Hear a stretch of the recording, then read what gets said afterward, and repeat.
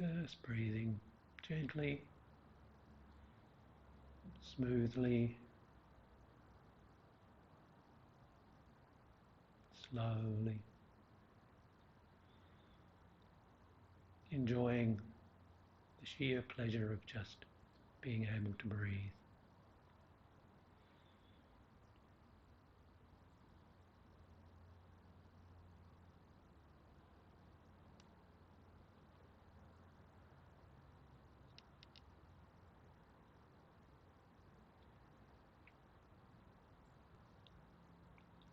So while continuing the meditation on the breath, we just have a recap on last week's subject matter, topics we covered.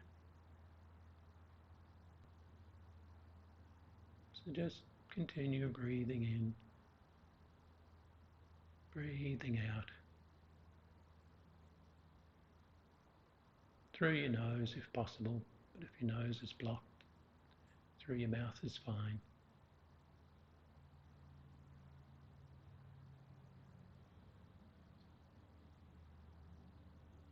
So last week we looked at Buddha's Four Noble Truths.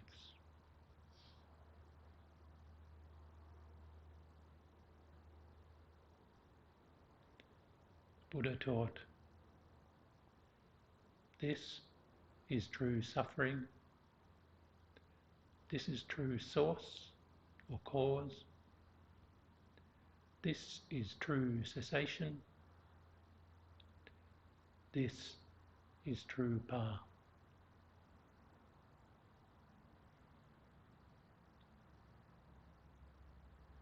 Know the suffering,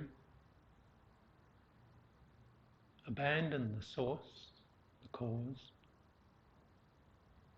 attain the cessation.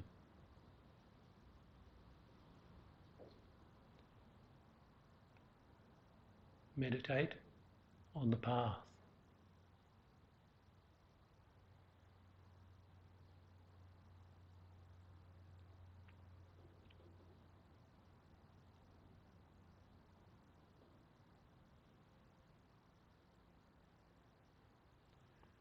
Know the suffering, then there is nothing more to know.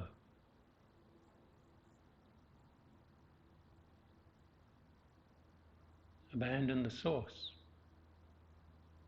then there is nothing more to abandon.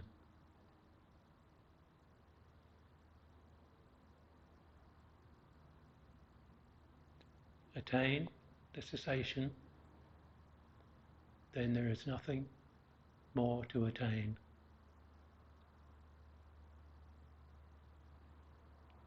Meditate on the path, then there is nothing more to meditate on.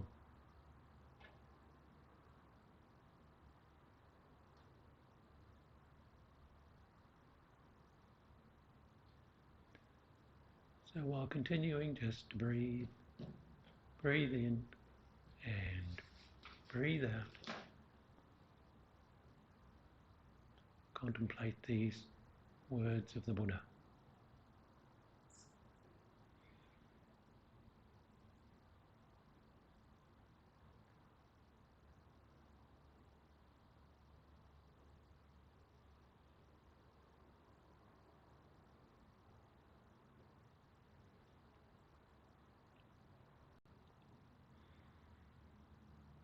We also covered the Four Immeasurables: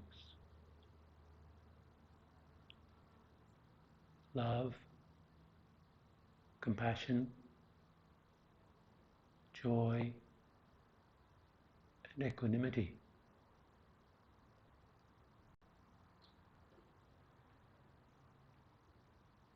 By thinking, may all sentient beings have happiness and the cause of happiness.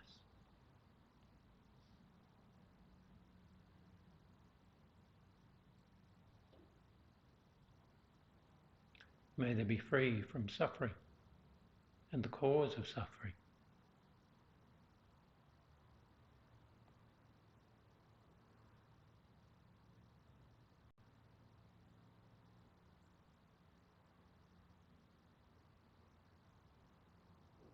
May they never be parted from the happiness which is without suffering.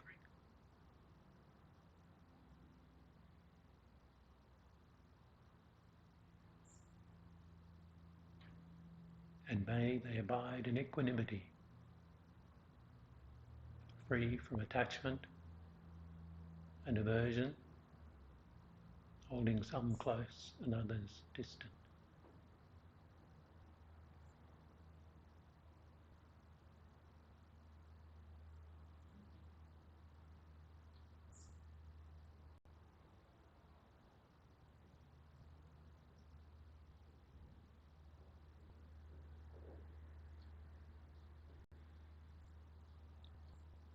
So just continue gently breathing in and breathing out.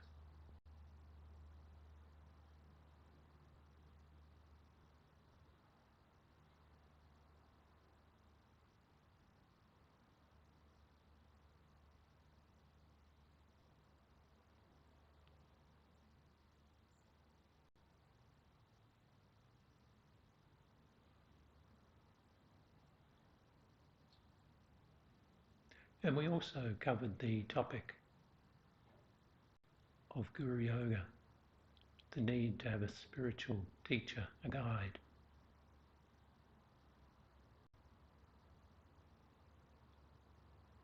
And from Maitreya's ornament for the Mahayana Sutras, the list of the 10 qualities of a perfect Guru.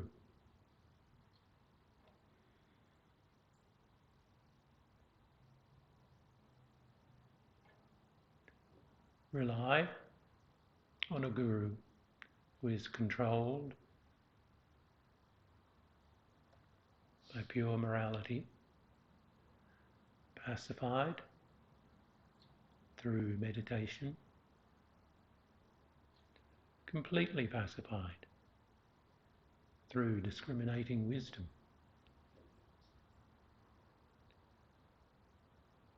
who has more knowledge than you,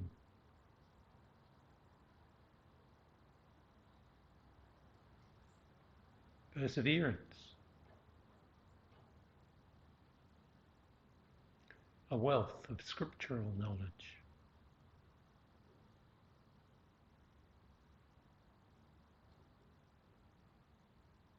realization of suchness, the wisdom, perceiving, dependent arising and shunyata,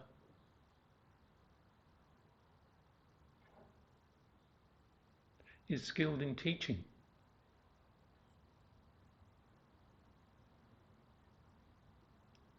has love and compassion,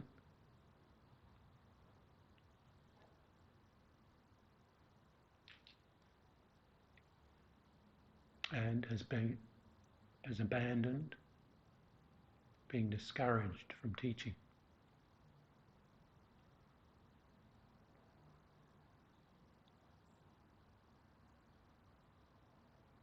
And if such a teacher, such a guru cannot be found, seek out and love and compassion.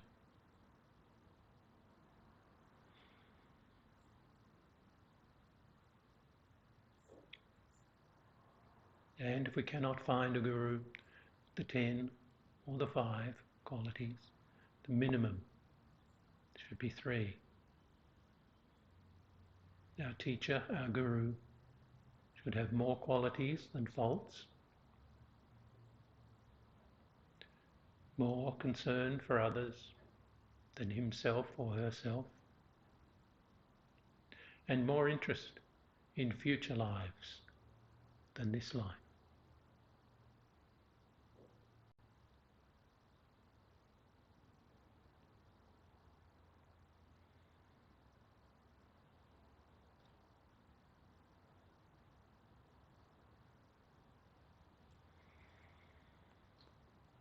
So gently open your eyes, continue breathing, very useful.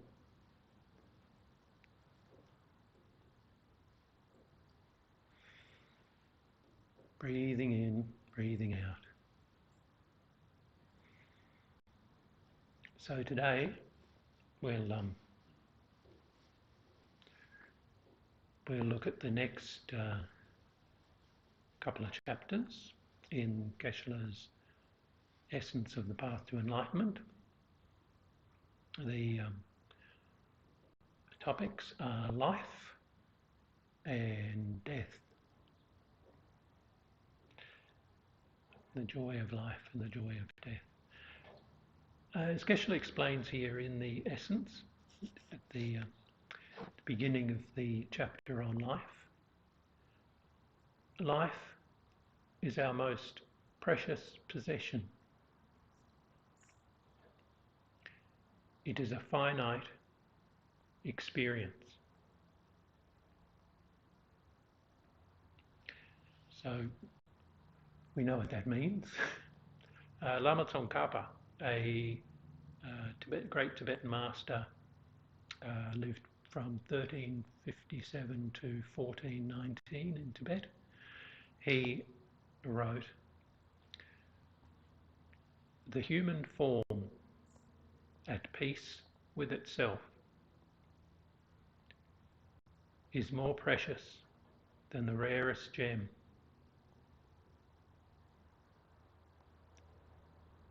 Cherish your body.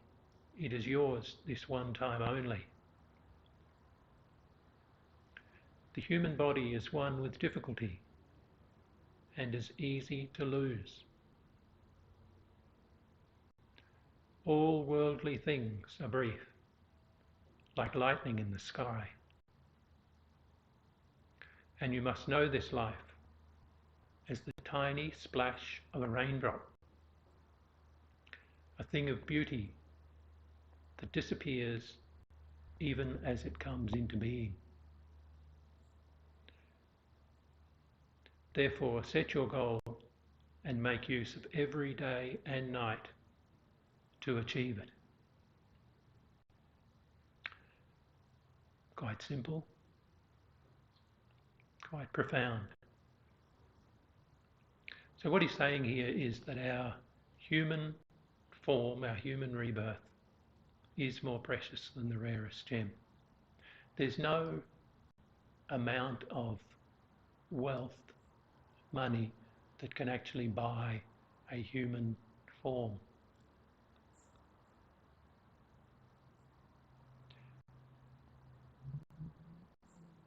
Cherish your body. It is yours this one time only. So we have it, and then it's gone. It is one with difficulty and is easy to lose. So in the Buddhist understanding of reincarnation, of rebirth over and over, then the possibilities of a human rebirth are rare.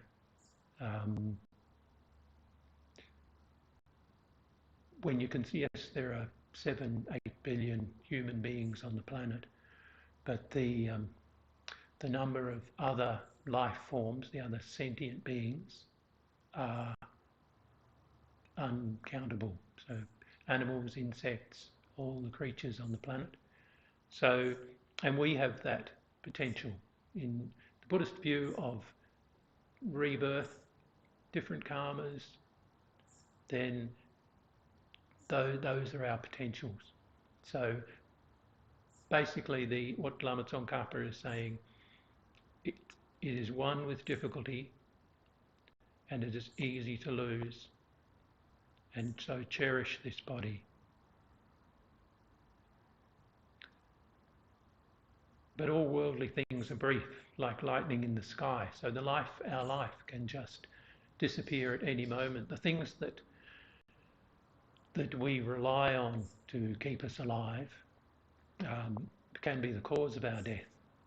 So all the things we use, the technologies, the cars, all the electronic goods, any one of those things, when it goes wrong, could be the cause of our death. Our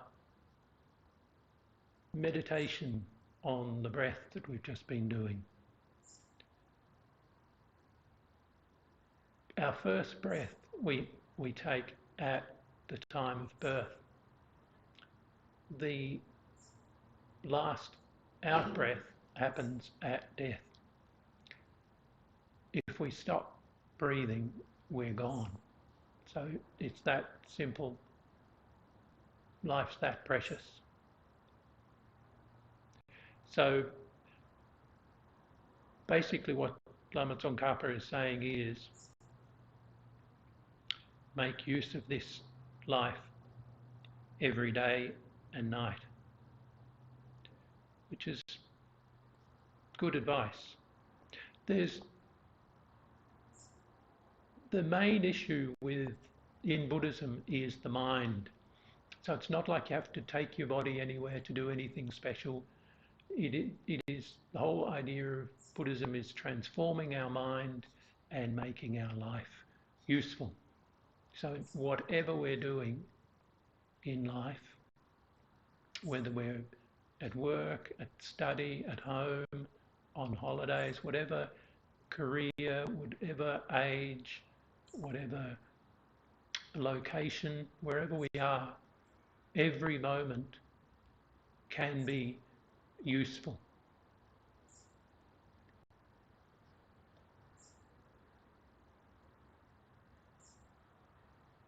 It depends on our motivation, our mind. So anything we do can actually be a useful activity, unless it is harming others. But anything, going to work, going to school, going shopping, watching TV, anything. So it's not just thinking of the hours of the day that I work this much, so I can't do anything then. I sleep this much, so I can't do anything during that time. We can actually transform every moment of our life to make it useful. And the entire point of Mahayana Buddhism is to be of benefit to others. So anything we do, whether we're at work, if we're there to benefit others, that's fantastic. If we're at home to benefit others, if we're shopping, then just our interactions with people benefiting others. So it's just transforming our mind. It's not changing our where we live. We don't have to become a yogi or a yogini. We don't have to live in a cave and meditate and think that's the be-all, end-all of it. It is just transforming our mind step by step, day by day, breath by breath, and being of benefit to sentient beings.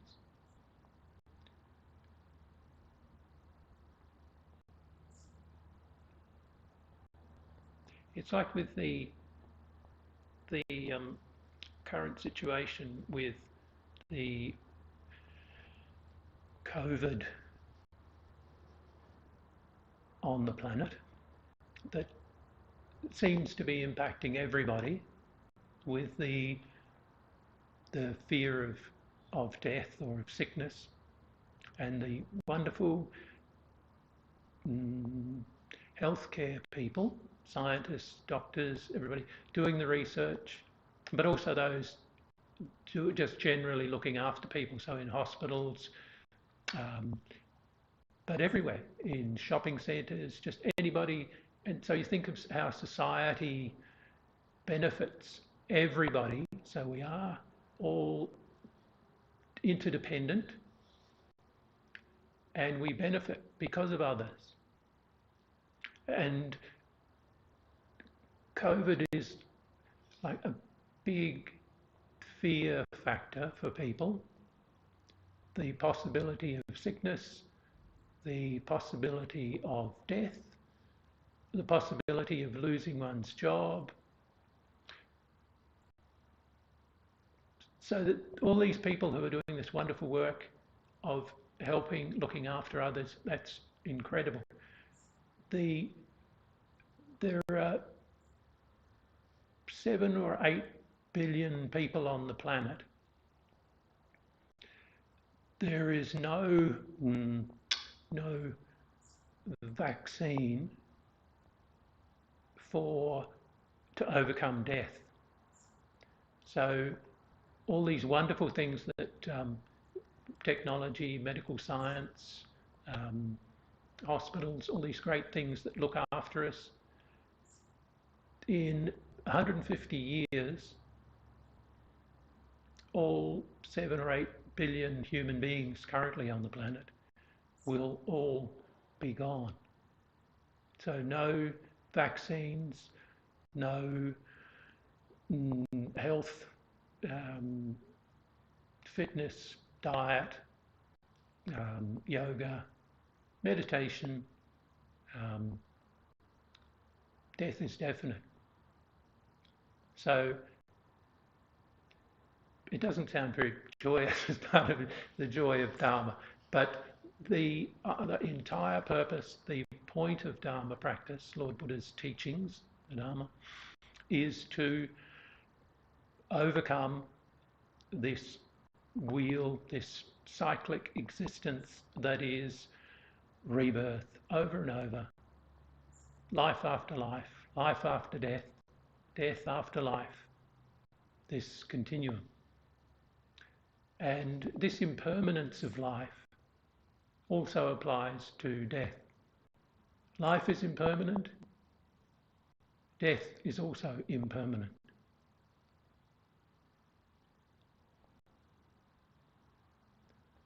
Life leads to death.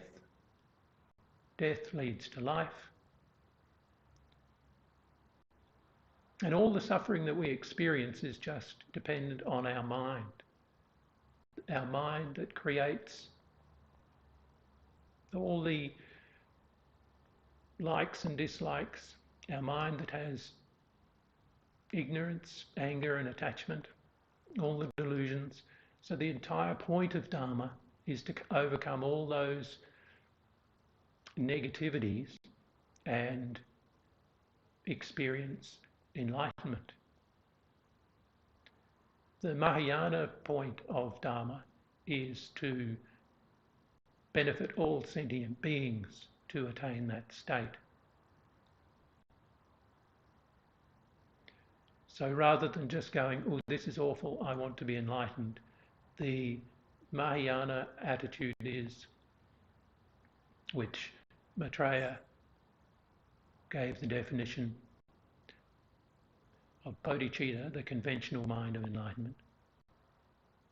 Bodhichitta means for the sake of others, wishing to attain complete, perfect enlightenment. So our Dharma practice, our practice of following the advice or the teachings, if you wish, of the Buddha are to benefit others, to benefit all sentient beings without exception. And this transforms every action and every experience that we have. So we're no longer just thinking, oh, I can't do anything about these things because this is too big for me or too difficult because it's a worldly problem. That every sentient being, every human being has the potential to benefit other sentient beings directly and step by step, directly but indirectly at first. So the motivation to benefit others, even if we don't know who those others are, impacts our mind, our mental continuum. So in everything we do, we can actually transform our mind. And you can see how your mind transforms anyway, from one day to the next. Happy mind, sad mind, things just come and go. and it's like we have no control over that mind. So meditation allows us to observe the thoughts that come and go, and by practicing Dharma, we can create the thoughts that we want to. So rather than the negative thoughts and the fear and the worry and the doubt and these things, and even with life and death, that life is useful. You can think, oh, I'm going to die, but then everybody is going to die. Everyone. So Buddha died, Jesus died, every emperor, king, president, prime minister, everybody dies. So there's nothing wrong there.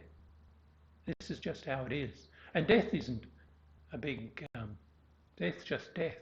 It's just our mind that creates this fear of death. So a little bit later we can have a look at, just go through the subtle stages of the death process. But yeah, so with life at the moment, we look at our life and we think, well, of the 7 billion people on the planet, we here in this temple, and I think we're online, so whoever has the opportunity to watch, the Buddhist view of a precious human rebirth is something that all humans have. A human rebirth is precious. A perfect human rebirth is where we have the conditions to practice, to be of benefit to others, and to follow a spiritual path that benefits ourselves and others. So this life of leisure and fortune, as it's called, has two sides. It has freedoms, which is freedom from sufferings and negative conditions, and freedoms from lower rebirths, like we're not animals, we're not, like you can see even the best, like our pets, they have an animal rebirth. Well, some pets are better off than certain human beings, but human beings all have the potential in this life for things to change, and they're still human. Animals, even our pets, don't have the ability to go to the shops and buy themselves dog food or cat food or whatever. And then all the other animals that are there, whether they are wild animals that are just fighting each other, struggling to survive, eating what they can, fighting off other birds to get to the seed or the nectar, fighting off other animals. So the whole point of the human rebirth is to make use of it, this life of leisure and fortune.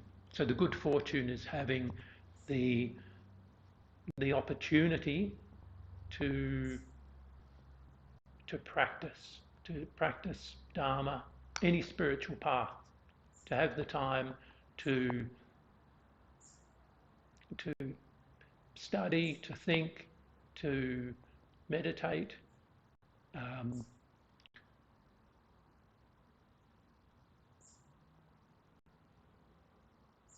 and some people just don't have those opportunities. So a precious human rebirth is being a human. A perfect human rebirth is having all of the opportunities for Dharma practice, for spiritual practice. So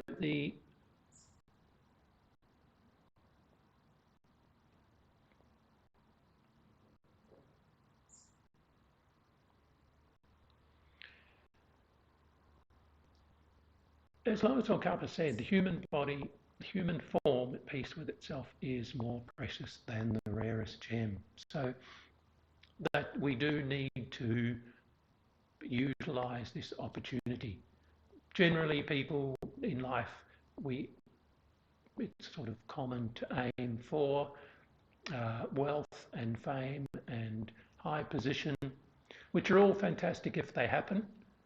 But when they happen, lots of people struggle to get there. And then when they have those things, they fear losing those conditions. So the main point of Dharma is to practice to benefit all sentient beings, including oneself, to settle one's mind, to step by step attain enlightenment, which is beyond suffering. So that's the joy of Dharma. That's the entire point. So the Four Noble Truths of suffering, cause of suffering, it's good, we have to know those. Otherwise we don't appreciate the opportunity we have. And then the second two of the Four Noble Truths, there is cessation of suffering and there is path. So the path is the teachings of the Buddha. Spiritual path leads us out of suffering. And so we just need to integrate that into our everyday life. And the best way to do that, the easiest starting point is with motivation. So at the beginning of every day, but also at the beginning of every action, motivating thinking through this. So through being alive today, may I be of benefit to all sentient beings, and may this be the cause of my enlightenment and their enlightenment. So we're transforming our mind, and our mind is a continuum. So our mind, present mind, is a continuum of the previous moment of mind, and then there's the next moment of mind. So it's just this continuum. By transforming our thought pattern, it's like sowing seeds in the vegetable garden. If you know what you want and you sow the seeds and you create the conditions for that seed to grow, it will produce a result much bigger than the little seed itself. So that's what we're doing with Dharma. The seeds of Dharma, of our motivation in every action, and it doesn't even have to be our actions. If it's somebody else's action and we rejoice in their good conditions, their good fortune. If somebody is wealthy, then rather than being jealous, envious, angry, we rejoice in the conditions that created their wealth, knowing that wealth is an impermanent thing.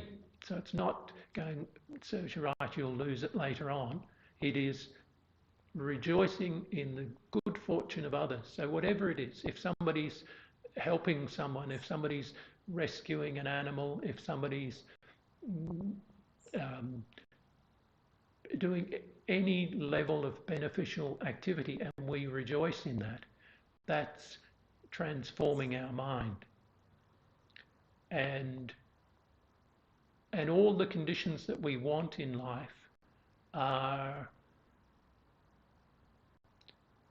we don't have to have bad conditions and be suffering to attain enlightenment. Life is not a negative thing. So life should be joyful.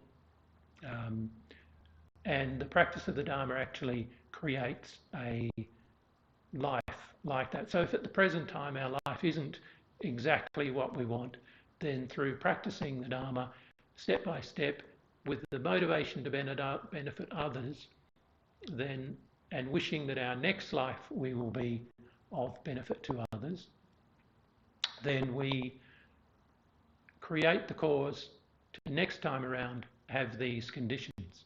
And in the Buddhist practice of what's called the 6 perfections of generosity, ethics, patience, joyous effort, concentration and wisdom, all of these practices, they don't have to, like generosity doesn't have to be with money. If we don't have money, we can give our time, we can give communication, we can give advice, whatever it is.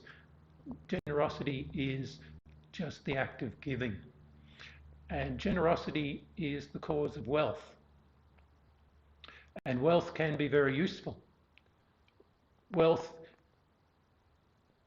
if we have wealth, then we have more time to meditate. If we don't have wealth, then we work, and work's good because that can become our Dharma practice, that we're there to help the people we work with, and we're there to help the people we work for. But with wealth, we can have time out, and we can use that time for meditations, for retreats, whatever. Or we can help people who don't have any money, that we can benefit others through wealth. So all of these 6 perfections of the Dharma practice, so generosity, ethics. So ethics, just being decent and moral, is the cause of good conditions, good health, having friends, just general, common, ordinary things that everybody would like. Patience is the cause of beauty, and all of these things, if they occur naturally, then that's wonderful. But lots of people seem to do have problems with their conditions. You know, I like this, I don't like that, those things. So the whole point of our Dharma practice is to settle the mind with what we've got. So you've got generosity, ethics, patience, joyous effort in whatever you're doing, joyous effort in your practice of Dharma, concentration, which is meditation practice, and wisdom, which is 2 types of wisdom.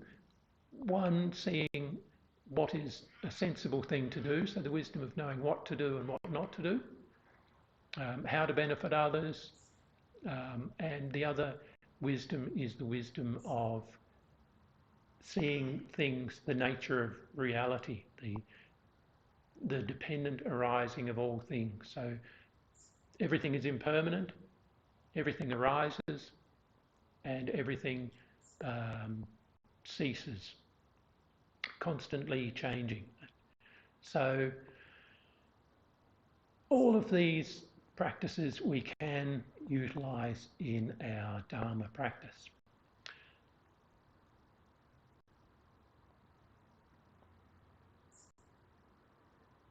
So Shantideva, in his engaging in the Bodhisattva deeds, talks about our conditions, our good conditions of life, leisure and fortune. He says, having found such leisure, if I do not become acquainted with virtue, there is nothing more deceptive than this. There is nothing more foolish than this.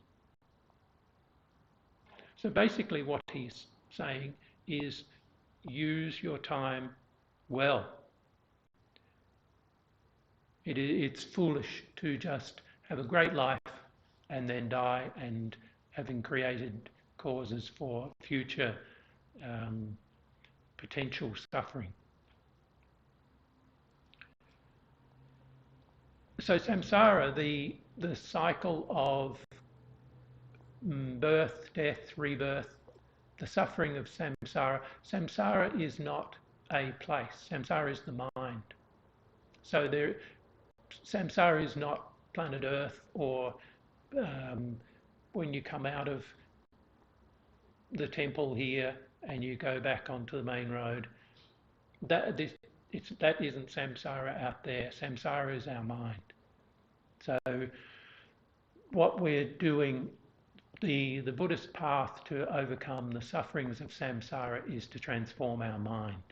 So knowing the conditions of our life and the best possible way to utilize all of these conditions, that is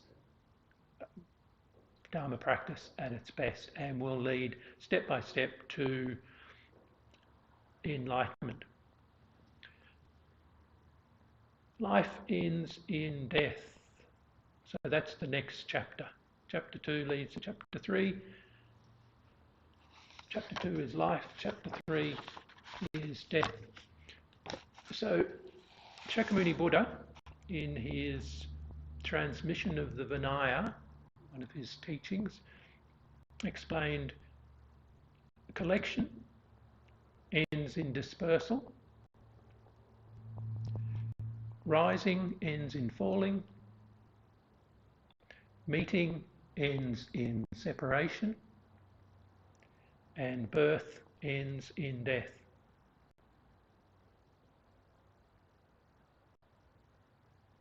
So life is impermanent, death is impermanent. Around we go. That is the cycle of existence. We have this life, we have death, we have next life, we have death, and all sentient beings are experiencing this. So animals, humans, other realms, all beings are experiencing life and death. And it is changing moment by moment. Our mind moves moment by moment. Our body is changing moment by moment. Our breath is coming and going moment by moment. Our blood is flowing through our body, changing constantly. Every cell in our body is changing.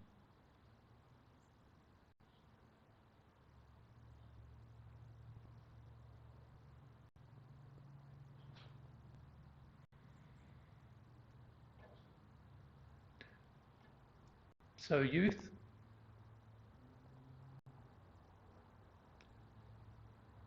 aging, sickness and death, we experience them all. And as Buddha said in his sayings on impermanence, all Buddhas and solitary realizers, even the Buddha's hearers, have had to leave their bodies.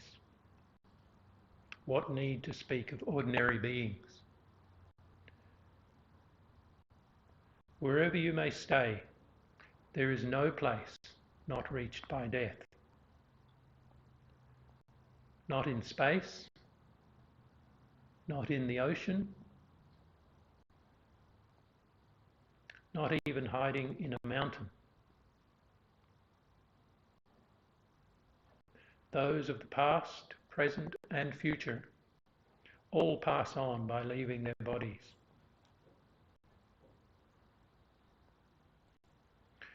The wise one, realizing the impermanence of these, practices the Dharma with thorough analysis.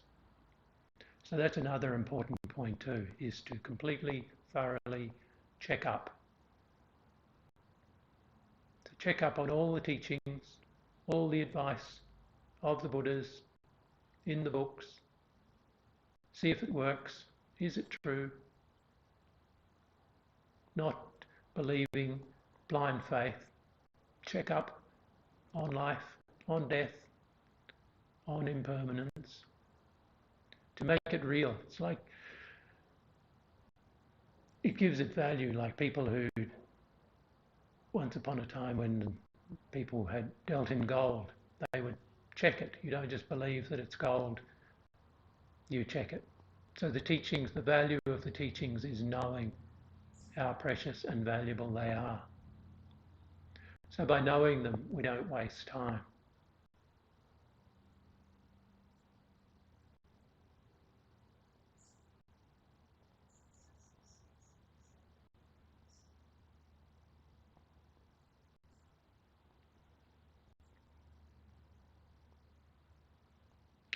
So what helps at death? All the things we normally accumulate in life are of no benefit at the time of death. So our friends, they're wonderful support around us at the time of death, but they cannot go with us.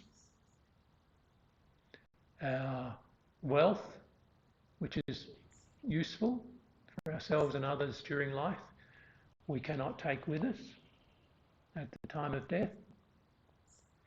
Our body, at the time of death, it's gone. We separate from our body. So all the effort we put into looking after it, making it beautiful, handsome, very useful while we're alive, all the good foods, all the good exercise, yoga, meditation. But at the time of death, our body is left behind. So what happens? What's of benefit at the time of death? Our mind, our attitude, and all the previous actions of our body and mind. So everything we do in our life, all our thoughts, all our motivations, all our dedications, the thought to benefit others, these thoughts at the time of death are useful. They're useful for us, for our next rebirth. They're also useful for others because our intention in our next rebirth is to benefit others. So they are the object of our practice.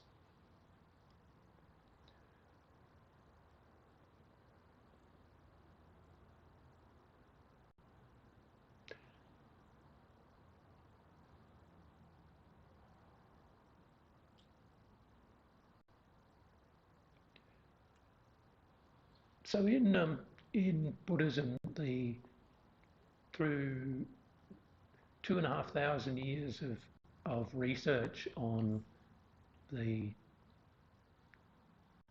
Dharma, all of these topics have been peer-reviewed. They all work for us to test that as well. But in the Buddhist teachings on death, when we die, the stages of death, as the elements and the aggregates break down, we experience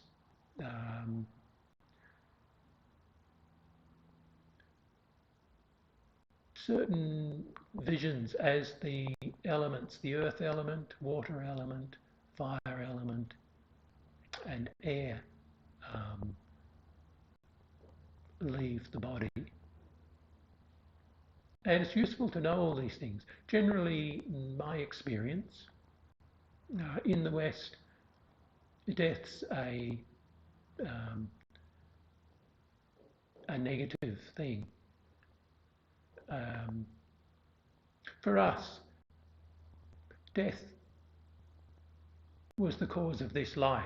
If we hadn't died in a previous life, we wouldn't have this life. So death is not a negative thing. It just happens, as does life. And life and death are totally dependent on our karma. So our life is the causes that we've created in previous lives are ripen like seeds and manifest as this life and in this life, so they change, and the same at death. So the causes and conditions, we don't know what they are because we've had limitless previous lives. There is no beginning to samsara lives. So in this eternity of beginninglessness, there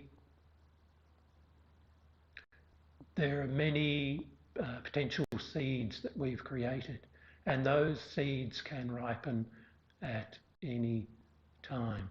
So by creating the seeds we want to create and purifying or removing the ones that we don't want to ripen, we can step by step attain enlightenment. So at the time of death, the body, the four elements, the earth element of the body, the water of the moisture of the flow of blood, the saliva, or the water element, the heat element, so the warmth of our body, and then the air element, our breathing, all step by step cease. And there are certain visions in our mind at the time, and so when the earth element is dissolving, the different visions that we are experiencing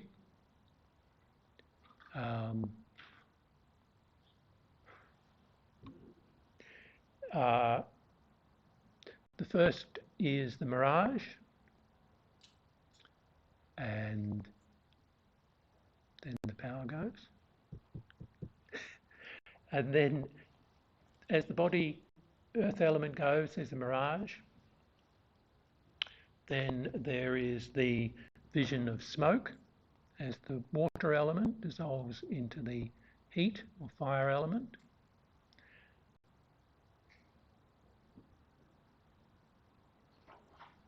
And then the fire element dissolves into the wind. So there's a vision of like little sparks, little fireflies. And then there's the vision of like a candle or a butter lamp just flickering. And after that, in the Western view of human life, the person is pronounced dead. So that's when the breathing has stopped. After that, in the Buddhist view of things, there are, we're waiting for a battery replacement from Manakam. And then, so once the official Western medical view of death has occurred, within the body, the three visions occur step by step. A white vision, and everybody experiences these states and visions, but most people don't.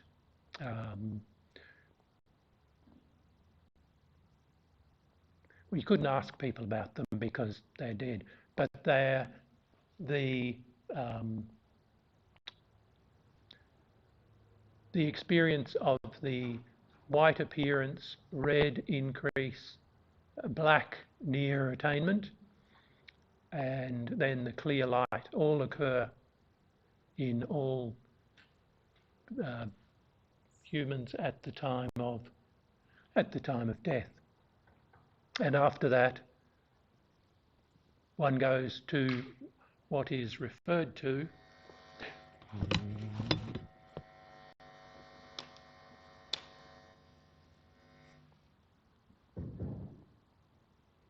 we have the technology.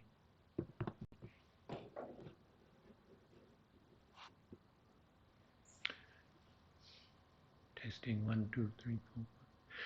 So, and after death, we enter what is referred to as the intermediate state, or the Bardo, and depending on our previous karma, our next rebirth occurs due to those the seeds of our continuum.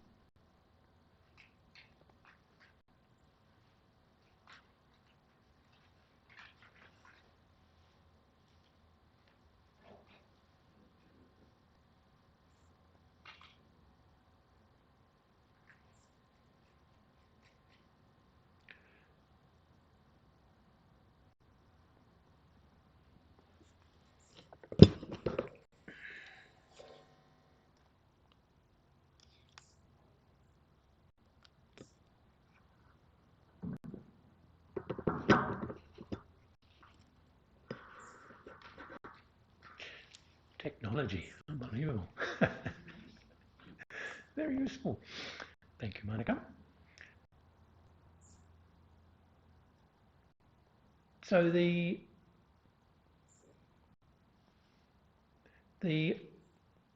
purpose of Dharma is to attain enlightenment, and the path we practice. So we take refuge in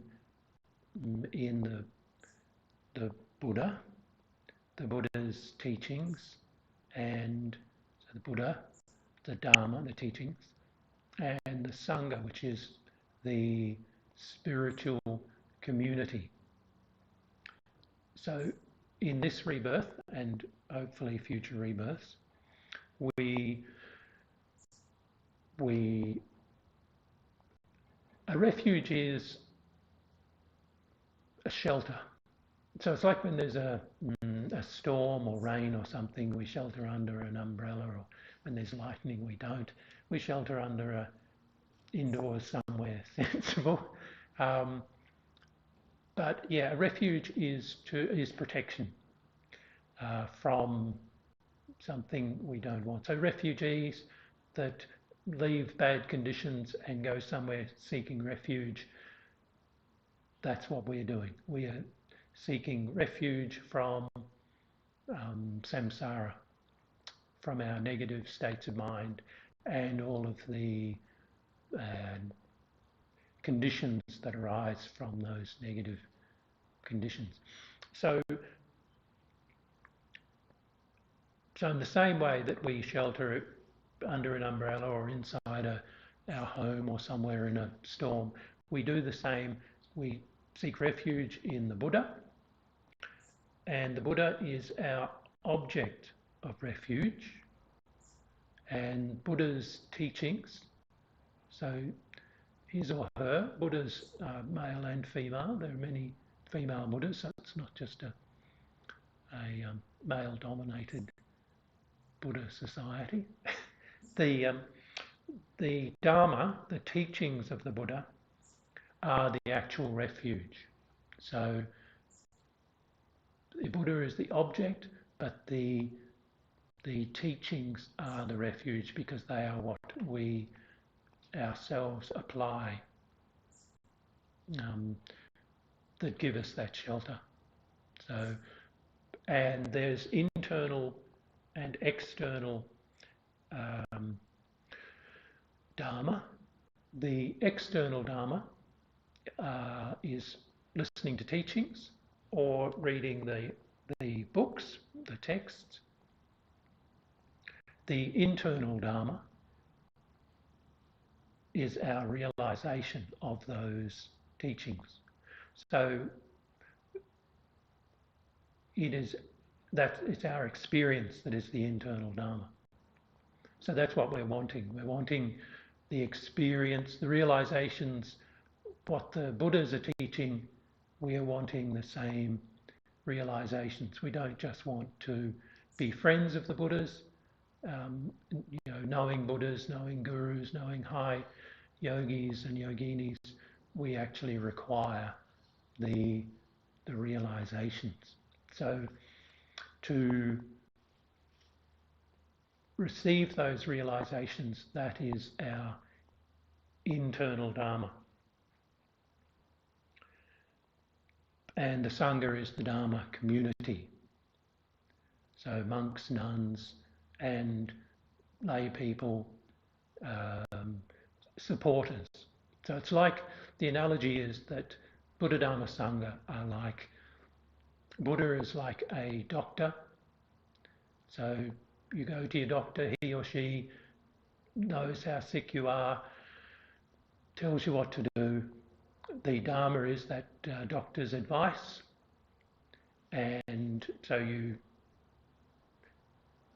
sensibly do what the doctor said. And the Sangha is the, in this analogy, the nurses, the allied health professionals, everybody at home or wherever who's supporting you in your recovery from this sickness. And our sickness is our samsaric mind. So we, in taking refuge in the Buddha, so Buddha is described as an enlightened being who is free from obscurations to liberation, which are ignorance, karma and delusions. So free from those three, so no longer having any ignorance, no longer having karma, so the seeds for suffering to arise, and no longer having any delusions, being clear of mind, so not seeing things and thinking they exist from their own side. Everything exists from our side, from our mind. What we perceive, shapes and colours, all of these things, they exist, they're real, they're there, they're out there, but how we perceive them is from our mind. So just in this beautiful temple, we sit here in a temple, we see it as that.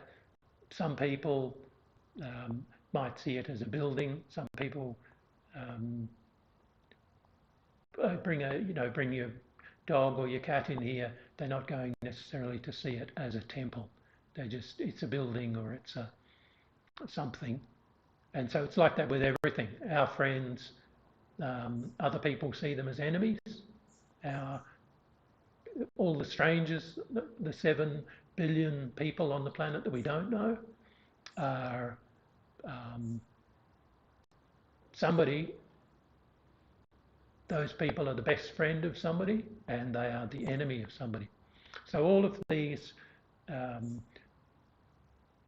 things of ignorance, anger and attachment, Buddhas are beyond all those.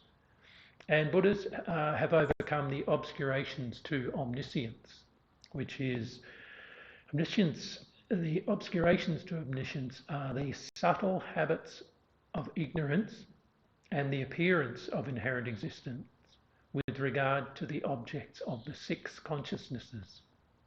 That sounds good. So the 6 consciousnesses are eye, ear, nose, tongue, body and mind consciousness. And Buddhas are no longer fooled by the experience or the appearances to those consciousness. So a Buddha has no impediments to knowing, and the Buddha's mind has inconceivable qualities and knowledge. I read these things because I don't have that experience, of course. And a beautiful description of the Buddha's qualities are given in the chapter on refuge.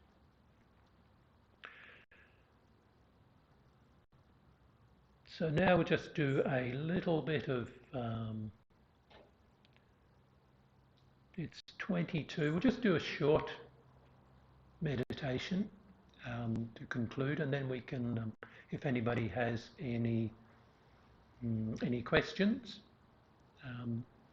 please feel free to see if I can respond to them. All right, just relax in your chair.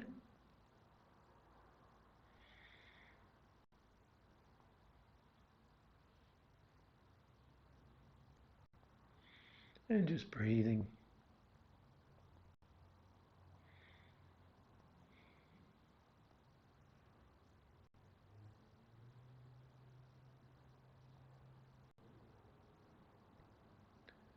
Just gently breathing in and out.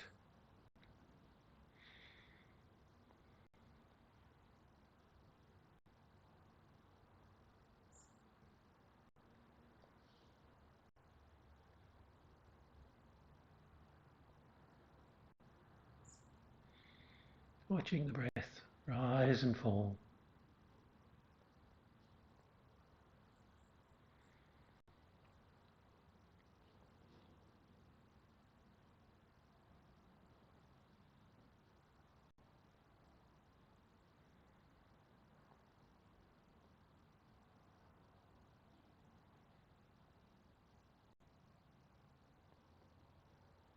Just letting the mind rest.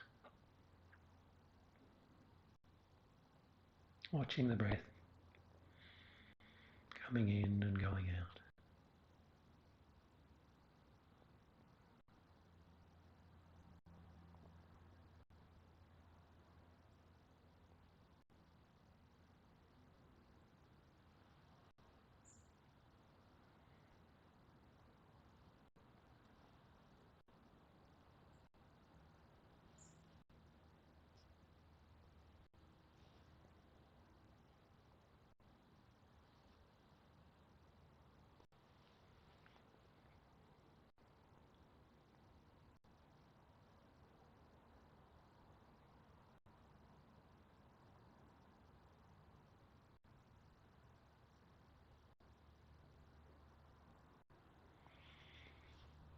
Just breathing.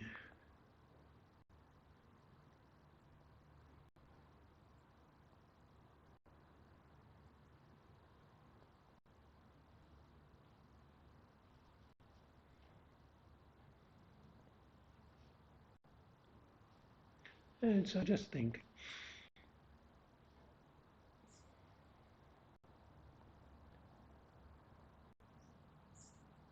Through this meditation,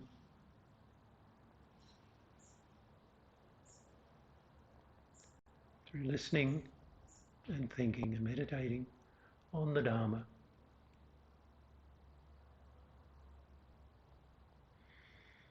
may I and all beings quickly, easily, effortlessly,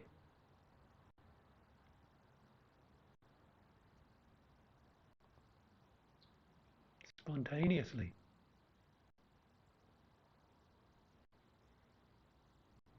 attain complete, perfect enlightenment.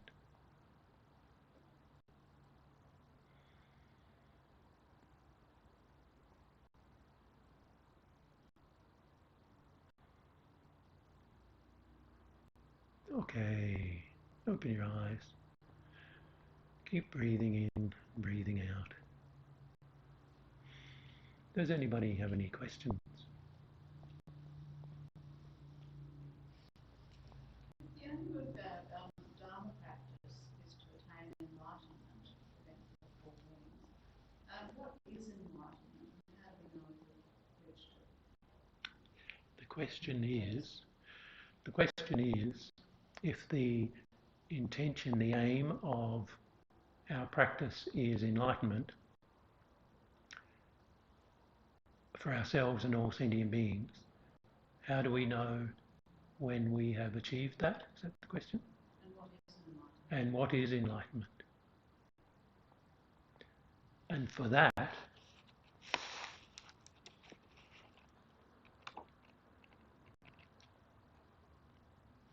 you'll have to wait until the chapter on enlightenment,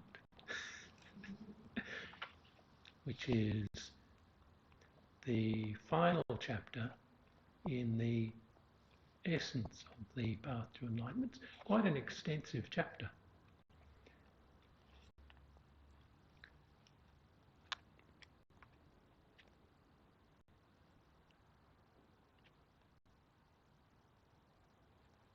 Actually says, just as a lead in to that chapter, to understand the nature of enlightenment, we can examine four aspects of a Buddha, which are known as the four kayas in Sanskrit. And these are translated into English as four bodies of a Buddha. Maitreya, in clear Ornament for Clear Realizations, calls them nature. So it's a nature body, a complete enjoyment body, an emanation. So nature, complete enjoyment, likewise emanation as others, and the truth body's activities are expressed as the four aspects of a Buddha. So the four bodies of a Buddha are the nature body, the complete enjoyment body, the emanation body, and the wisdom truth body. So when we get to that chapter, I'll elaborate a little as much as possible, not having the experience myself. Yeah. But that's the point of the practice of Dharma, the path to enlightenment, is to attain enlightenment, to benefit others, and that Buddhas can do anything. But it seems also that Buddhas are sentient beings, create the karma. So we create the karma to perceive or not perceive Buddhas, and to believe or not believe Dharma, their teachings, and to so our experience is from our side. So Buddhas can manifest as things for sentient beings, but it is, as I understand it, dependent on sentient beings' karma as to what they experience. Yes. Any other questions? Yes. You explain about the three stages of death when we are dying. There are three stages, and one of the stages was Bardo stage. Bardo. What are the questions about the stages of death? And it says that the last stage is really Bardo stage. Yeah, the last.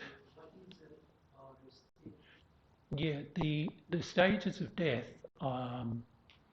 Bardo is beyond death, after death.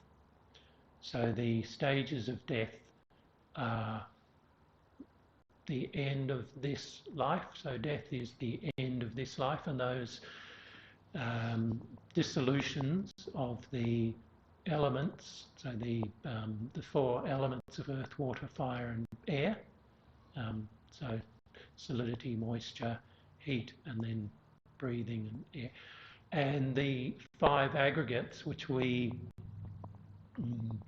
are the basis for labelling ourselves, so form, feeling, discrimination, compositional factors and consciousness. All of those dissolve.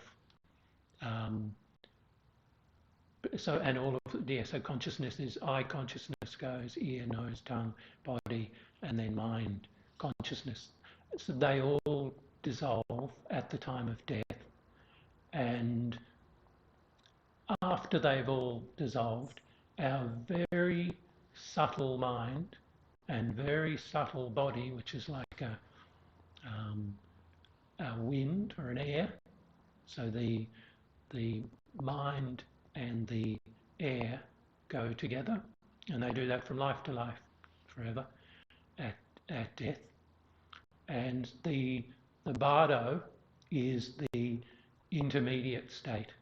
So it is after this life, but before the next life. So the Bardo is an intermediate state between death and rebirth. So the Bardo in the Buddhist explanation is that every 7 days, so you still have a death in the Bardo, every 7 days the Bardo body dies if you haven't taken a next rebirth. So if your consciousness has not entered the womb or the whatever next life form is, haven't entered that being or that body or that life, then the Bardo every 7 days dies. But after 49 days, so 7 rounds of the Bardo, you definitely will have taken another rebirth. So, yeah, and so it's just an intermediate state. And in the Bardo, you have the appearance of a form, very subtle form body of your next life. So if you're going to be a human, you will look like a human, but very small. And human beings, we don't perceive Bardo beings. And so then, and the after that, once you take, once your consciousness enters for a human rebirth, so once you enter the womb, when the sperm and the egg meet in a human form, and your consciousness enters there, that is, in Buddhist term, you are now human rebirth. But that human rebirth, you may die before you're actually born in, and as a baby, so you can die in the womb. But that is that is the next rebirth, yeah. And so in between that time and death, and then there is this Bardo state. So it's not death; it's just an in-between, intermediate state. Does that answer your question?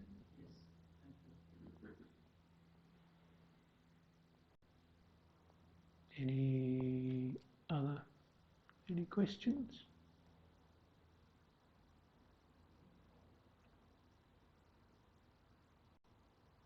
Might be time for a cup of tea and coffee and herbal tea and some cake and goodies out in the back patio. We're online too, so if you're at home, go make yourself a cup of tea now. Thank you. Yeah, thank you very much for coming.